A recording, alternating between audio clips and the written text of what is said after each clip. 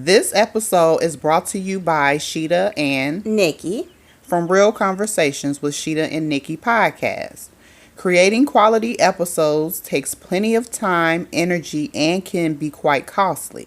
If you have gained value in our podcast and would like to support us, please consider being a subscriber to our show. By becoming a monthly subscriber, you will have access to all episodes, exclusive content, giveaways, and podcast merchandise. You will even have an opportunity to be shouted out on an upcoming episode. We have goals for our podcast, and to help us achieve those goals, sign up to be a monthly subscriber by clicking the link in our bio and click on the subscribe to our podcast link. Now let's get into today's episode.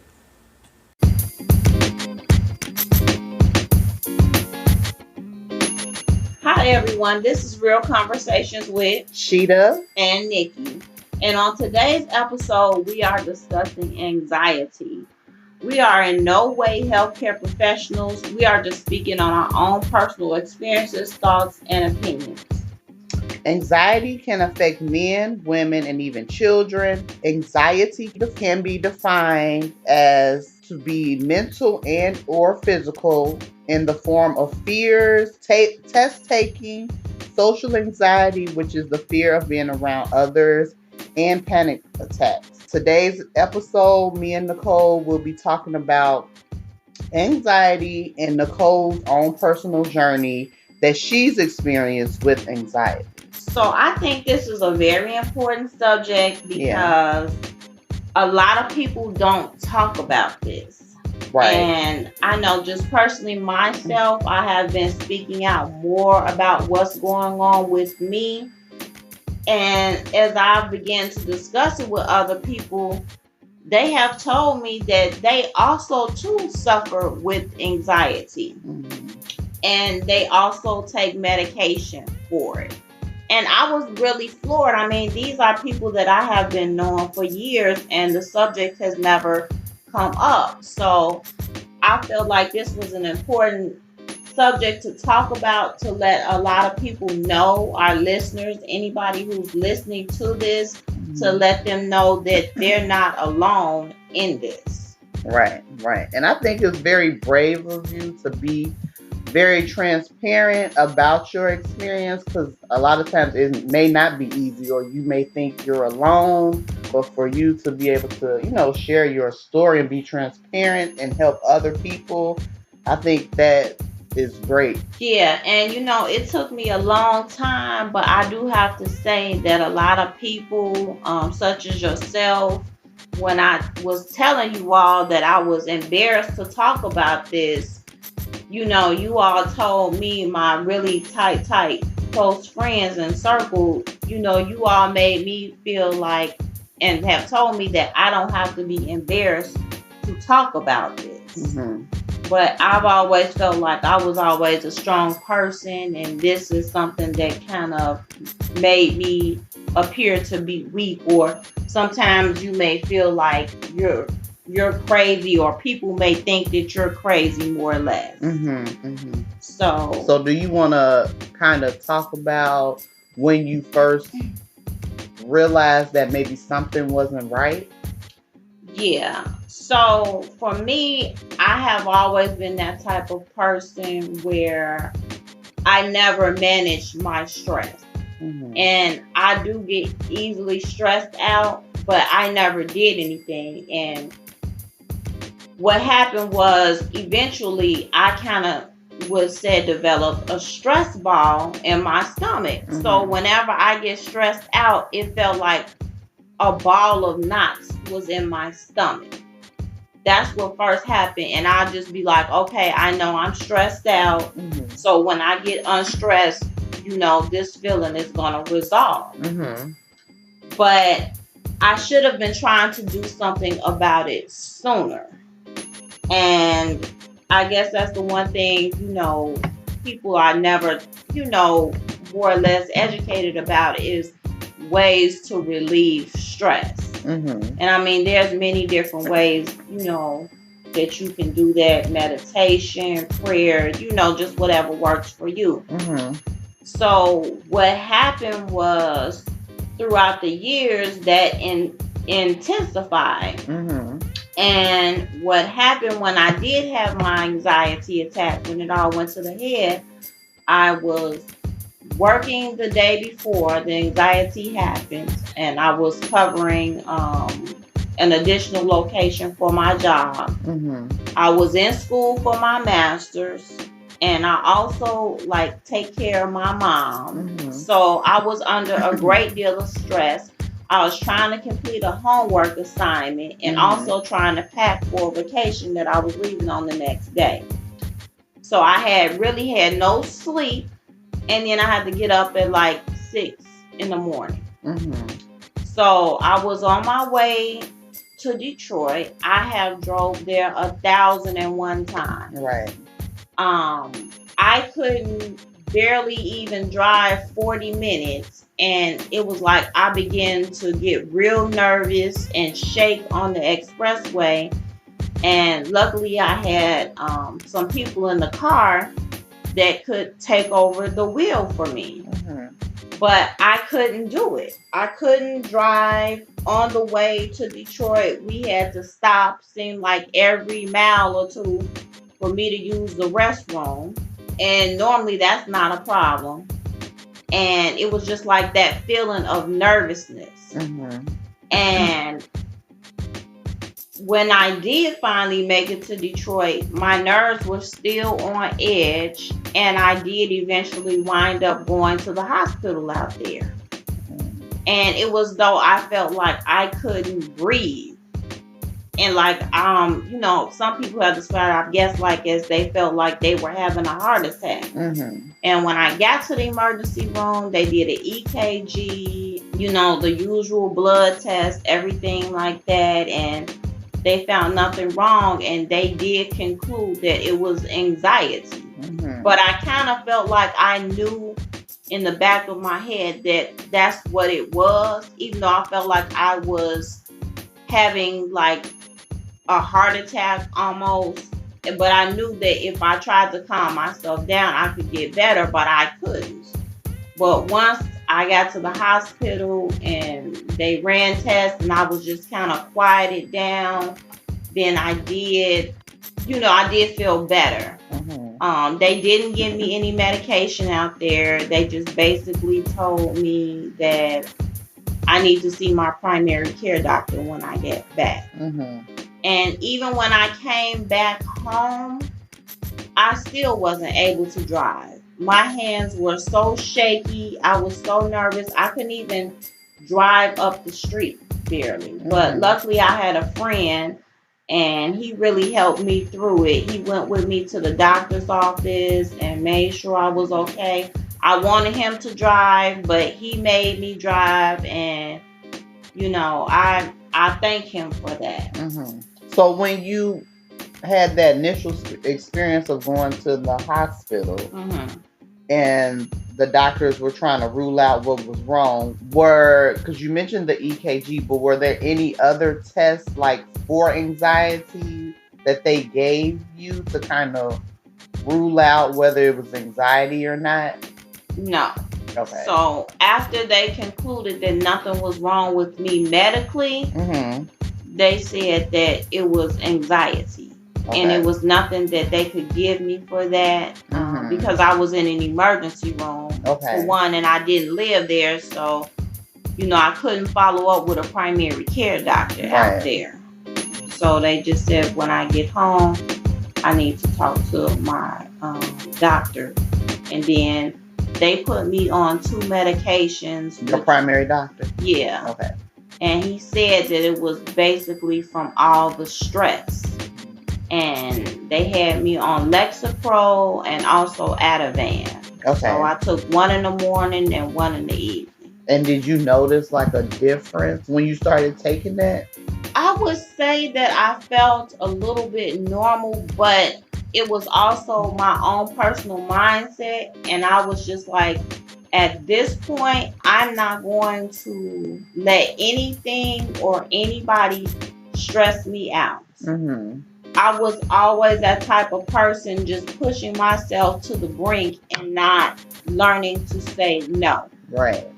Now everybody that knows me know that I'm the queen of no. Like if I don't want to do something, right. I don't want to go somewhere, it's a no for right, me. Right. And it's not to be rude or anything like that, but you're just protecting your mental health. Exactly. Because there's only so much, a person can take. Your mental bandwidth can only take so much. So I feel like a lot of people do have to like really train themselves to say no sometimes, because you've always been the person to be like, oh yeah, you come over, I'll help you with that, or whatever the case may be. You're always there to like offer your support or whatever, but sometimes you need that support. Exactly. And sometimes support just might be you saying no and them being like, okay. Right. And that was the thing too. Like I felt like I never asked for support from anyone. I would just kind of deal with things in my own way. Because even I know when I was, on my way to Michigan and somebody else had to take over the wheel, I just kept saying, I'm sorry, I'm putting you all through this. And they was like, you don't have to apologize. And I guess my thing was just like, I never really like to ask for help too much because I don't want to appear weak. And that's the thing, like everybody needs help at some point in life. And it does not make you weak. I feel like it makes you stronger to come and ask for help because you know that you can't deal with certain things or situations, and you are saying, hey, I need some help no matter what it is. Yeah. I think it is important to have support. I don't think anyone in this world is meant to do things alone. It's great to have support and have someone you can talk to. And so, yeah, I think having support is important. I think, everyone, it's not meant for people to go through life alone. You're supposed to have that support. Yeah, exactly. I wanted to let people know that in some of the things that we're going to mention, what might work for you may not work for someone else dealing with anxiety, and vice versa. I feel like I still deal with anxiety. Mine in particular is a driving anxiety. Okay. I've been driving since I was 15 years old. And now I feel nervous sometimes getting behind the wheel. Like I don't want to drive. I have to drive, but I feel like I don't want to drive a lot of times when I get stressed out or when my anxiety comes back. But it's especially a fear of the expressway. And I know that that's a mental thing because that's where I had the anxiety. Where it started was on the expressway. And I always think in my mind, like, I don't want this to happen again. I don't want this to happen again. But the more that I keep saying I don't want this to happen again is the more that it's making me keep think about it. So, but anxiety could be fear of a lot of different things. It could be agoraphobia, which is like an anxiety to where you avoid certain places or situations. I feel like that can relate to myself with getting on the expressway. There's separation anxiety, social anxiety, panic disorders. There's so many, and even these ones that I'm naming, I'm not going to go into each separate one. But these are things that you can look up to see if these do relate to you and if you are suffering from any one of these different anxiety disorders that I just named, or, there's more as well. You just kind of got to get on the internet and do your research. Yeah. So these are different forms of anxieties, and I got this information from the Mayo Clinic on their website online. So okay. And then you did mention what works for one person might not work for somebody else. So since you've discovered, because I feel like you're being very proactive in this. You know that there's something, you know that you have like a form of anxiety and you're very proactive. So is there anything new that you've been trying that you haven't tried before and then you see that it's really been helping? Yeah, so myself, I'm no longer on the medications. I was on that for a while, and then the doctors weaned me off the medication. They felt as though I was doing okay. Not saying that at some point I might not need to go to the medications, but what I'm doing now is I'm actually doing acupuncture.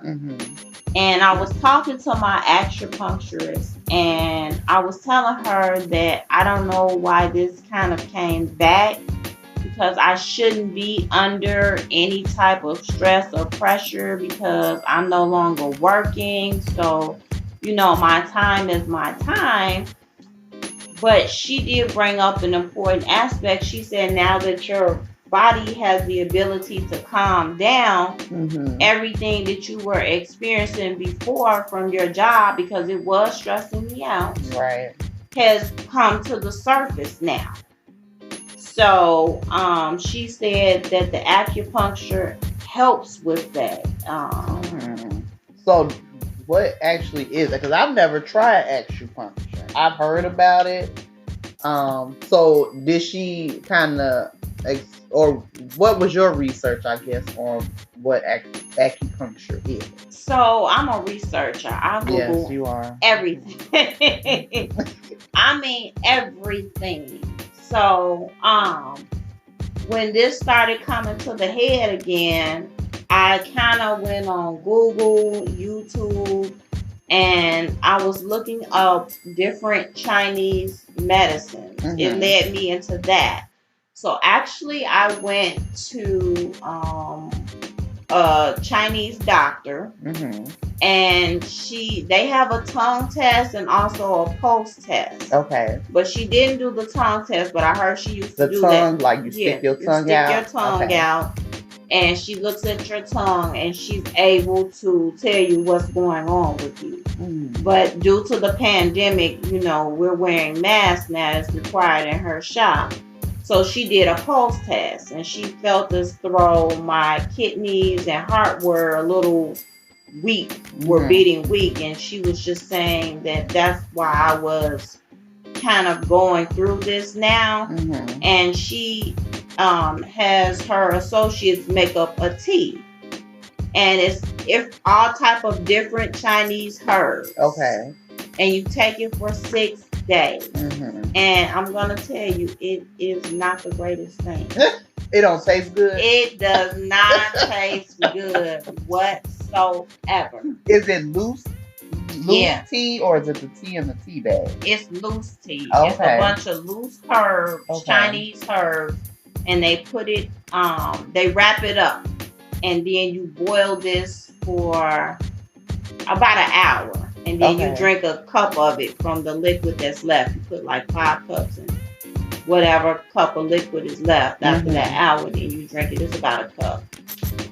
So I did start actually feeling better. Okay. And then I wanted to combine that with the acupuncture. Okay. So just getting a link from Everyday Health, kind of giving a brief discussion of what acupuncture is. It's where they insert a needle a millimeter away from a nerve. And it doesn't hurt. You're going to feel like a prick.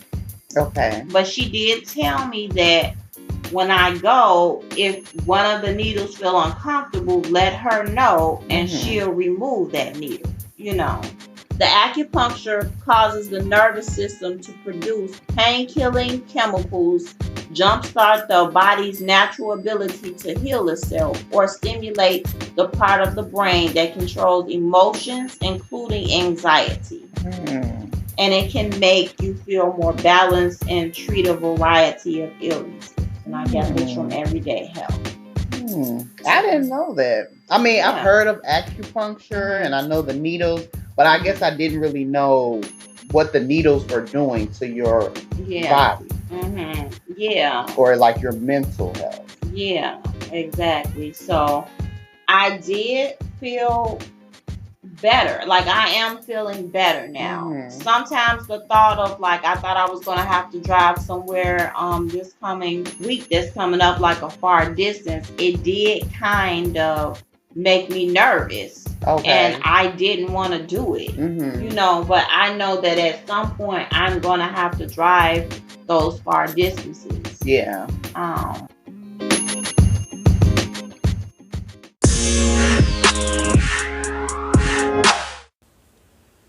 Hi everyone, this is Nikki And Sheeta from Real Conversations with Sheeta and Nikki. I wanted to talk with you about the importance of having a morning routine. Did you know, according to a poll conducted by a website named The Sleep Judge, the poll consisted of more than 1,000 participants. Data found that individuals who stuck to a morning routine earn more than a whopping $12,000 more per year than those who have a casual approach to the morning.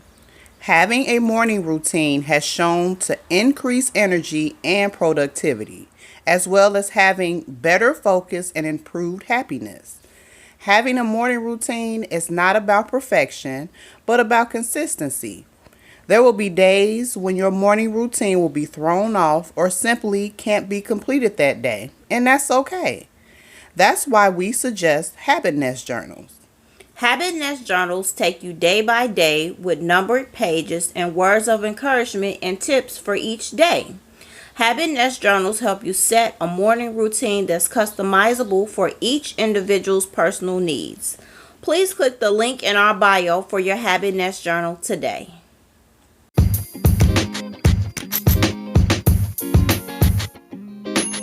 But another thing too is also something that I feel like has really helped me feel more balanced is cleaning up my diet. Right. That is so important because eating all of this processed food, Rashida, you know I am the queen of takeout. You sure are. I don't want to cook. I want to go grab me something to eat. I'm going to be at the restaurant. Sure. Yes. So that is so important. Like, just years of doing that can create so much damage to your body, not just physically with weight gain, but also emotionally. A lot of people don't know that your gut is like your second brain. Right. There's a lot of nerves down there that control sensations in your body and can have a great deal of effect on your mental health as well. Yeah. So, you know, I know it's not something that's going to happen overnight. Right. You know, I'm not going to say I'm perfect with my diet, but I have cleaned it up a whole lot. Right. You're aware of the bad stuff that you're eating and you know that you got to clean that up. Yeah, exactly. Because when it takes effect on your mental health versus your physical, sometimes we can withstand that pain in the body. But your mental health, that's something that I don't know how to explain it, but that's something that you can't just go per se to the doctor and put a Band-Aid on. Right. That's something that you have to really work on with yourself. Yeah, discover within yourself. Yeah. Yeah. Because I've had problems with my stomach before with something what's called a leaky gut. And it was like pain in my stomach, and you know, I was trying to do what they were saying, but it's hard when you haven't been raised to eat like that. You know, just not saying we was raised on fast food, but we weren't raised on baked chicken, baked fish, right, fried. Everything was fried. So get that grease, huh? Yeah. That clean grease. Yes. Yes. Y'all don't know about that clean grease, y'all. Oh, but you know, that was physical pain, but when it's messing with my mental, that's something that, you know, I can't deal with that. Yeah, it's important to eat healthy and make healthy eating choices. Even exercising, that's good for the brain. It's good for your, mental and physical health as well. Yeah. So, exactly. yeah, eating this and the dieting is important because I even had read about foods that are good if you do have anxiety, like citrus foods, oranges, chia seeds, mangoes. I know mangoes is a big thing if you have anxiety. And like blueberries, certain teas, like you mentioned. Oh, those are all high quality foods that are good for you to eat even if you just want to eat healthy. Those are good foods to incorporate in your diet. Right. So what was your thought on acupuncture before you did it? Like, did you know anybody else that tried acupuncture? No. Okay. No. So I can't say that but you know what? This is what I'm gonna say. I have looked at it briefly on the internet about acupuncture. I don't know what I was looking at it for, or maybe it was just something that came up. But I always had a thought like, I don't want to get stuck with these needles because I'm a health freak. And I was just like, how do I know these needles are sterile? Right. I'm like, I don't want these needles used on me and they been used on somebody else. But my therapist, her name is Leslie Hendricks. She's in downtown Chicago. Okay. And she made me feel so comfortable. When I inquired about the needles, she pulled them out. They were in a sterilized package. She has also on her wall that needle dispenser. Well, where you dispose of the needles. Like that you see in the doctor's office. Oh, okay. So as soon as she pulls them from my skin, she throws them right there in the needle disposer. Okay. How big is the needle? They're very thin needles.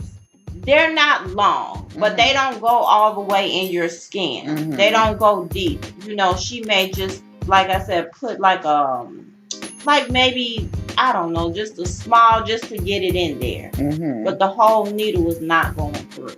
Oh, okay. Because I've never tried it. I mean, I think it's good to try something new, out of the ordinary, because you never know if this might be something that really works and you really like it. Exactly. And then even just being proactive, like even if you don't suffer from anxiety, just the description of what acupuncture is good for anyone to use. Just to be proactive in your life. Just to know, I've kind of gave some information on my feelings on the symptoms that I was having for anxiety, which was that nervousness, tenseness, almost like a fear of driving on the expressway. But there are other symptoms as well that some people have experienced, like sweating. My acupuncturist actually asked me that, do I sweat when I'm feeling, that anxiety feeling, and that's not something for me. You can have trouble sleeping. You could be experiencing gastrointestinal problems, lightheaded, dizziness, derealization. For a lot of people that don't know what derealization is, I feel like that's something that I have experienced that I've never heard anyone talk about. It's kind of like you feel like, is this real? Am I driving this car? Am I on the expressway? Kind of like when people say, like, you have to pinch yourself to see if this is real. I've experienced that. And I've never heard anyone else say that they've experienced that. And I didn't know what that was called until I was doing my own personal research. Because, normally you just get in this car and you drive. But when I started dealing with anxiety, I started kind of feeling that, and like a lightheadedness as well, too. Sometimes. So it's kind of like a feeling of you detached from reality? Yeah. Yes. Yeah. Like you're not in your own body or something? Yes. Yeah, exactly. Like you have to say, pinch yourself, like, is this real? Right. Yeah. Yeah, I had never experienced that before. Yeah. So, Yeah, I think knowing the signs and the symptoms and anxiety is important. That way you can kind of check yourself and be like, okay, what am I really feeling here? yeah, And exactly. then you can go, at least bring it up at the next doctor's appointment or something and be like, okay, I'll tell your doctor I've been feeling this way and this way. Then maybe they'll be able to refer you or just give you some tips of maybe what to do or what that feeling could be. Exactly. Yeah. Yeah. And sometimes, I have also went to therapy as well. I went to an anxiety clinic. Mm-hmm. I'm gonna be honest, I didn't really feel like that helped me. I think The she anxiety was, clinic. yeah. Mm-hmm. You don't have to per se go to an anxiety clinic, but she was a therapist, a cognitive behavioral therapist, CBT. But I feel like therapy is important too as well, Mm-hmm. But I just think that particular therapist wasn't really, fitting for you. fitting for me. Like, I feel like I would try another one. I did hypnosis as well because I felt like I wanted to forget about that event.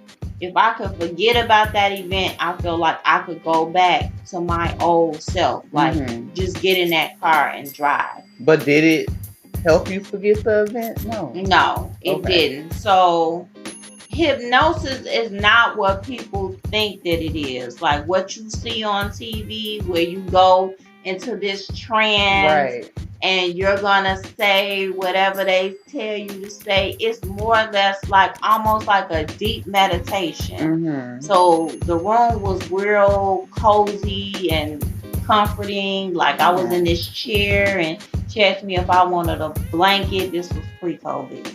Okay. And I had on these headphones. And she was like, her voice was so calming and so smoothing. And it was like reassurance, you are a good, safe driver on the road. And she was just like, listen to that before bedtime and fall asleep on it, or if you can. Or she was like, if you don't go to sleep on it, it's just kind of like, okay, it'll tell you to open up your eyes. But it won't be like if you don't want to, like how she'll say in the beginning, like close your eyes and have them shut. If you want to open them up, you're still going to open them up if that's what you want to do. So it's nothing that's going to make you do something that you don't want to do. Now, I was not fully compliant because she did tell me. Oh, you weren't following the directions. But this is the thing. I liked her because she gave me the recording. So I can listen to that at any time. Okay. And I really need to be listening to that, So you weren't being compliant with the whole when she was doing. That's probably why it didn't work. I know. But it sounds like a deep meditation, like you said, into your subconscious. Yes. That's what it sounds like. Yes, exactly. And that's the whole thing about the anxiety is like, you want to forget that these has ever happened to you, but I don't think that you can ever forget this. You just kind of got to work your way through it. Yeah. Like, Claire Week said, the more you, I guess, kind of think about, she's a doctor that specializes in anxiety. She's passed on, but she has a great book that I just purchased not long ago. I didn't get a chance to read it, but yeah, I'm going to look more into that. Yeah, because a lot of your mood and how you're feeling has a lot to do with what you tell yourself. Yes. If you tell yourself today is going to be a great day, it's going to be a great day. Yes. No matter what happened that day. It all depends on what you tell yourself. And that's where it really starts because that controls your emotion, your mood. So I think I would try the hypnosis. Because it sounds like the word hypnosis, I feel like has like a stigma. Yeah, to it. Like all witchcraft. And but it just sounds like a meditation. Yeah. Like a deep meditation. That's exactly what it is. Yeah. That's what my whole thing at first was like, I don't want to be doing something that I don't want to do. Yeah. But it's not like that. Yeah. You're still in control of your own emotions. Mm-hmm. It's just believing what you already know is inside of you. Right. You know, right. I am a good safe driver. Right. You know, which I am a good safe driver. Yeah. Because I know when you first had told me about you having anxiety and the incident on the car, I felt what you was telling me, I've never experienced it before. And I know a lot of people will be like, oh, I'm having an anxiety attack. You know, a lot of times people misuse the word anxiety. And when you had told me about your situation, it kind of put things in perspective for me. Because I feel like the things that you were experienced, I hadn't experienced that before. And it really made me think like, okay, I need to make sure I'm taking this serious for you as well, and not misuse the term or the word, and really like use better choices of words of what I'm feeling. Because it is times where I am, stressed out or whatever, but it's never been at that level that you had said that you had went through. So it really made me reevaluate like the words and the context that I use it in, and not abuse the word, because there are people that really are having an anxiety attack.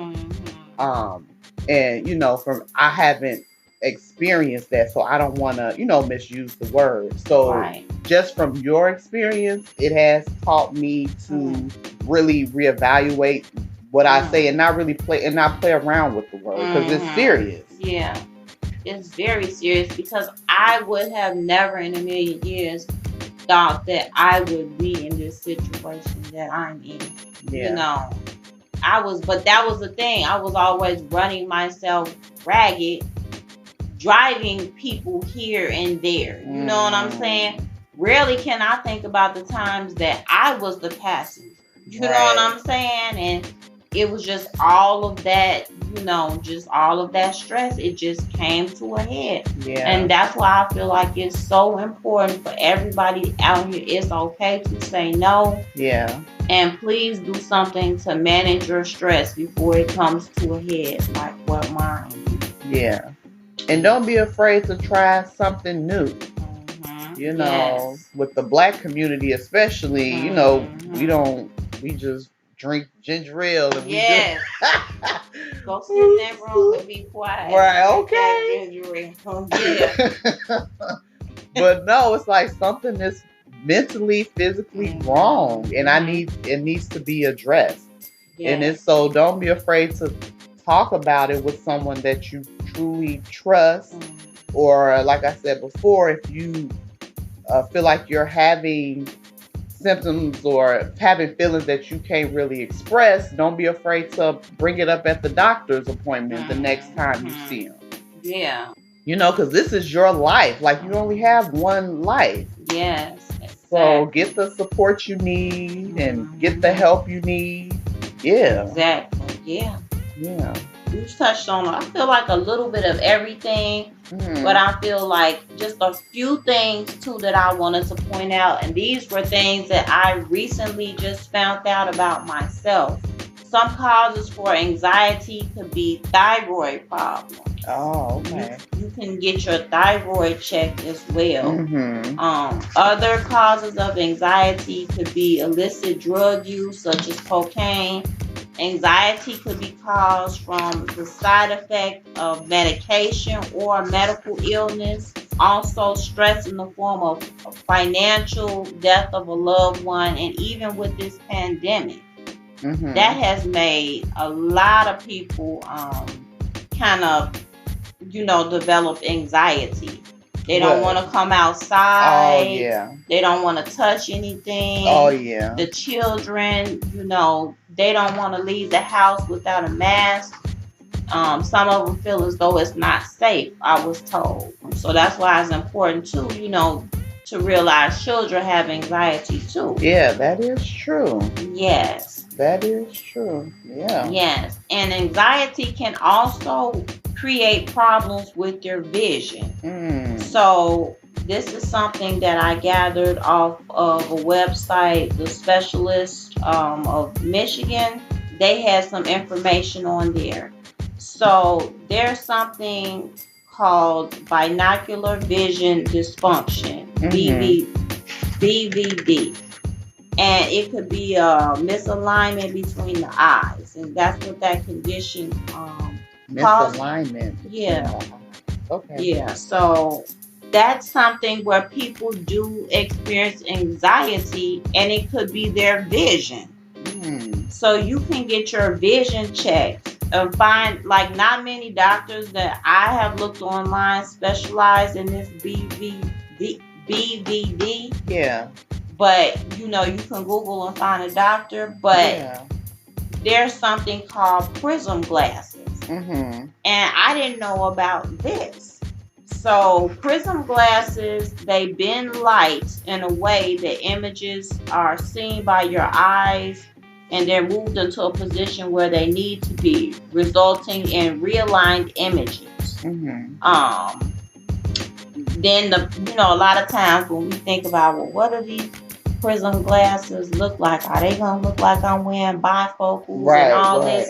They said that the Prism Glasses look like your normal reading glasses. So you're not gonna be wearing these thick glasses on your eyes. So that's something that I had also thought about getting my vision checked as well. I feel like, I want to be the best version of myself. Right. At all times.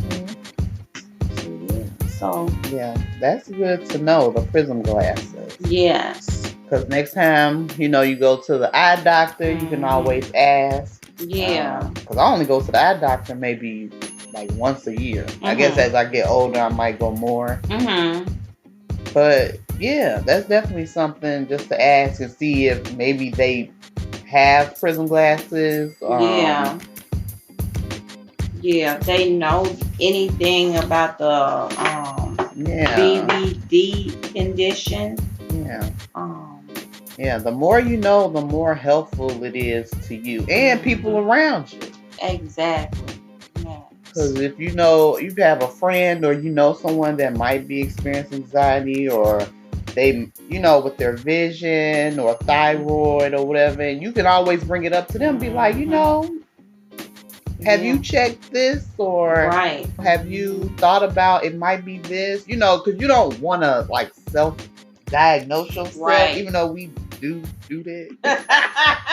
But it's always good to have somebody else around you be like, maybe you should get this checked. And then, bring it up to the doctor, or even go to the Chinese doctor. Yes. Yeah, she was great. Yeah. She was great. Yeah. Dr. Lisa. Yeah, just ask questions. That's all I say. Yeah. Ask questions, because you only get one life, one body, one brain, one mind. Yes. So take care of it. Definitely. Yeah. So we just want to thank you all again for listening to another episode of Real Conversations with Sheeta and Nikki. And we're going to close out today's episode with today's takeaway. So today's takeaway is by Tim Story. It says, "You are a mighty person in the making, a masterpiece in progress, a miracle in motion." Tim Story. I like that. Yeah, me too. And I think it's fitting for today's episode. Especially. Yeah, because you are a miracle in motion. Everything that you need is already within yourself. You just have to believe it. So we just want to thank our listeners once again for just being supportive, following us on Instagram, and just giving us positive feedback. We really appreciate you all. And then we want to shout out our subscribers. Yay! So we want to shout out Shauna Soberanas. She is the owner of Nail Care Man Cave for Gentlemen. She's located in Spartanburg, South Carolina. So if you all are in the area and you're men that need to get groomed, nail care, pedicure, she will definitely take care of you. And then we also want to shout out Amina. The name of her company is Made by Amina. She sells homemade chocolates. So make sure you all check out those two business owners. You won't be disappointed. And also, if you want to be featured on our upcoming episode, please email us or contact us on Instagram at realconversations21 or email us at realconversations21@gmail.com. So until next time, see ya. Bye.